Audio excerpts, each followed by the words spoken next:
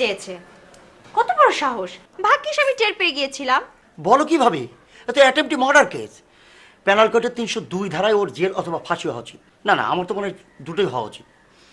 ভাবি, ওদের মতো পুরুষের জন্য বাংলার ঘরে ঘরে নারীরা নির্যাতিত, নিষ্পেষিত। আমি তো ভাবতে পারছি না ভাবি, তোমার মতো একজন নারীর সাথে সে এই কাজ করতে পারলো। আমি ভাবলে গাইলাম শিহরে উঠছে ভাবি। আচ্ছা তুমি এক কাজ করো, তুমি থানায় গিয়ে এখন একটা জিডি করে আসো। ছি ছি, নিজের হাজবেন্ডের নামে জিডি করব? কি বলছো ভাবি?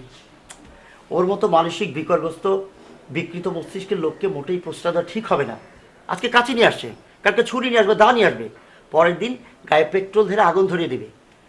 আমি যদি ওকে নারী নির্যাতন কেসে না ফাঁসাচ্ছি তাহলে আমার নাম ডিফোর্স বাচ্চু না। বাচ্চু ভাই, আপনি তো ঠিকই বলেছেন, আমার অবশ্যই থানায় জিডি করা উচিত। কত বড় সাহস আমাকে মারতে আসে! আর আমার মতো একটা শিক্ষিত নারী যদি না জাগে তাহলে তো নারী জাতির উন্নতি হবে না। আর নারী জাতির যদি উন্নতি না হয় তাহলে যুগে যুগে নারীদের উপর অত্যাচার চলতেই থাকবে। আমার অবশ্যই জিডি করা উচিত। আমি আজকে ওর নামে জিডি করব। কিন্তু বাচ্চু ভাই থাক না, মানে ব্যাপারটা বাড়াবাড়ি হয়ে যাচ্ছে না? মানে আমার কাছে মনে হচ্ছে ব্যাপারটা তো সিরিয়াসলি না নিলেও হয়, তাই না? আচ্ছা ভাবি, এসব তুমি কি বলছো? এইটা যদি ধরো বাংলাদেশ না হয় ইউরোপ অথবা অন্য কোনো কান্ট্রি হতো, তাহলে 1 মিনিটে সু হয়ে যেত না? হ্যাঁ, তা হয়ে যেত, অবশ্যই সু হয়ে যেত। কিন্তু আপনি একটা কাজ করেন, আপনি ওকে যে বলবেন যে আমি অলরেডি জিডি করে দিয়েছি। অনেক ভীতু একটা ছেলে তো এমনিতে ভয়ে আত্মরা হয়ে যাবে। আমার মনে হয় জিডি করাটা বাড়াবাড়ি হয়ে যাবে। তাহলে চুল আনতে পারছ না? না, আপনি কিভাবে বুঝলেন বাবা? আপনার চেহারা দেখে তো বাবাই বুঝে ফেলছে। ও জি বাবা, আনতে পারি না। শেষবারের মতন একটা কিছু করে দেন, আর বলিব না। আমি একটা তাবিজ দিতেছি, তোর স্ত্রী যে ঘরে ঘুমায় সেই ঘরের সামনে এটারে 1 বিঘা গর্ত করে পুঁতে রাখবি। তাও যদি না পারস বালিশের মধ্যে রাখবি। তাও যদি না পারস কবরস্থানে যাবি অনেক রাত্রে।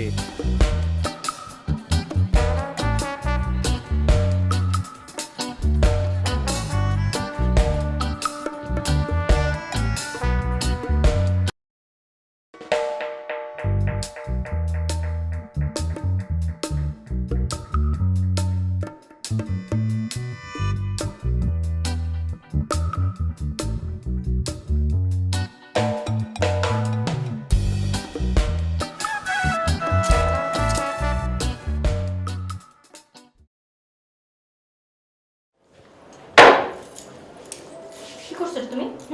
এটা কাজ তো কিসের জন্য? শুনলে মাথা মধ্যে খচখচ করে কি জানো? আশ্চর্য তো, তুমি আমাকে বলবে না?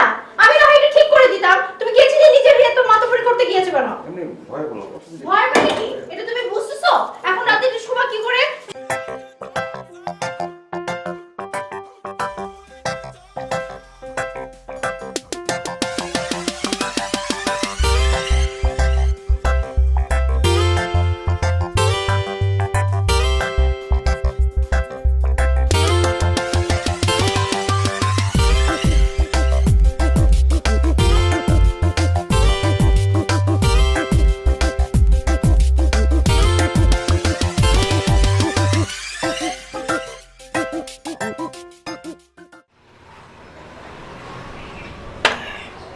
বেথিলা গুলে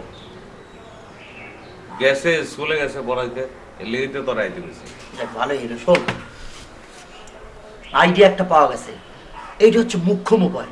বলতে গেলে গুলি মিস হবো দোস্ত, এটা মিস হবো। তোরটা নিচে গো, তোর এক ঠ্যাং উত্তরে গেলে আর এক ঠ্যাং দক্ষিণে যায়। বেটা উকিলের বুদ্ধি হয় শিয়ালের মতন, আর তোর বুদ্ধি মুরগির বাচ্চার মতন। না মামা, এইবার ভুল হইব না। দেখবি মিথিলা অন্য নারীর সঙ্গ সহ্য করতে পারবো না। নারী সংঘ এটা কি? ছোটবেলায় তো সংঘ করছি, চান্দা দিছি, ফুটবল কিনছি, এটা তো বুঝলাম না। ওরে বোকা, এই সঙ্গ সেই সঙ্গ না, মানে হচ্ছে সঙ্গ। সঙ্গ বুঝছিস তো? মানে নারীর সঙ্গে মিশতে গো। আরে হ হ, তুই কি পাগল হইছিস বেটা? আমরা 10 তলা বিল্ডিং থেকে লাভ দিতে এটা পারবো? কোনোদিন মিশছি? তুই জানোস না আমারে? ওরে বাবারে, তুই তো নারীর কাছে যাবি না, নারী তোর কাছে চলে আইব। শোন, সামিয়া নামের এক মডেলের সাথে আমার পরিচয় আসে। তুমি তার সাথে একটুখানি মানে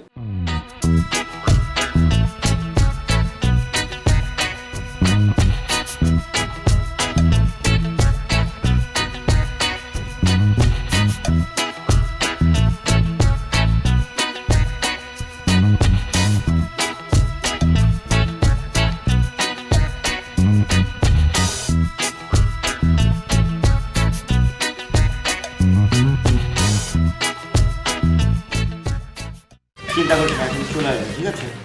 আরে সামিয়া, হ্যালো আপনি অ্যাডভোকেট বাচ্চু? বাচ্চু, হ্যাঁ হ্যাঁ, আমার বন্ধু শমশের আলী শমশের। হ্যালো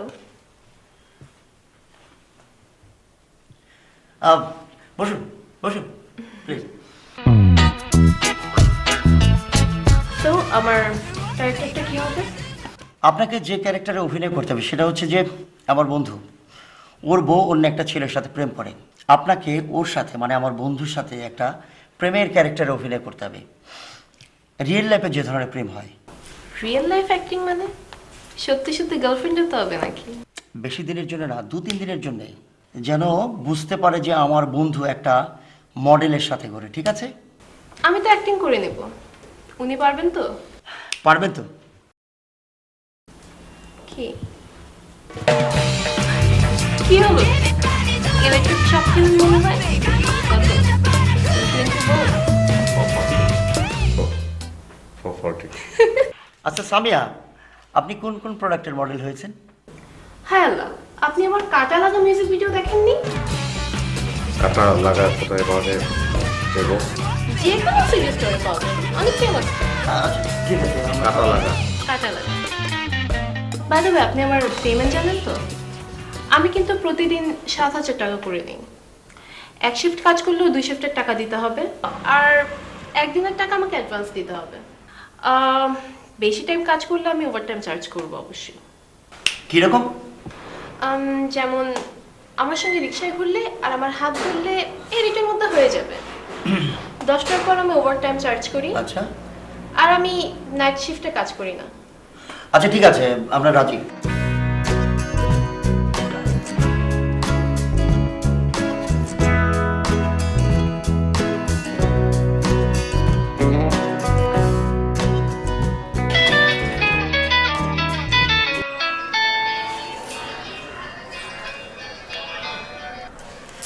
হ্যালো, আজকের ব্রেকিং নিউজটা শুনেছেন? Breaking news? সুপার মডেল সানিয়ার সাথে এক ভদ্রলোকে অন্তরঙ্গ মুহূর্তে মানে খুব কাছাকাছি দেখা গেছে। সুপার মডেল সামিয়ার সাথে কে হাত ধরে ঘুরলো না ঘুরলো সেটা জেনে আমার কি দরকার বলেন?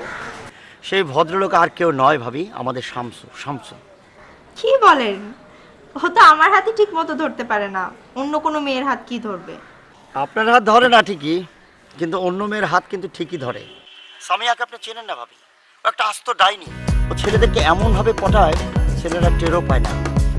ভাইয়া, শামসু সহজ সরল হতে পারে, কিন্তু কোনো মেয়ের সাথে এরকম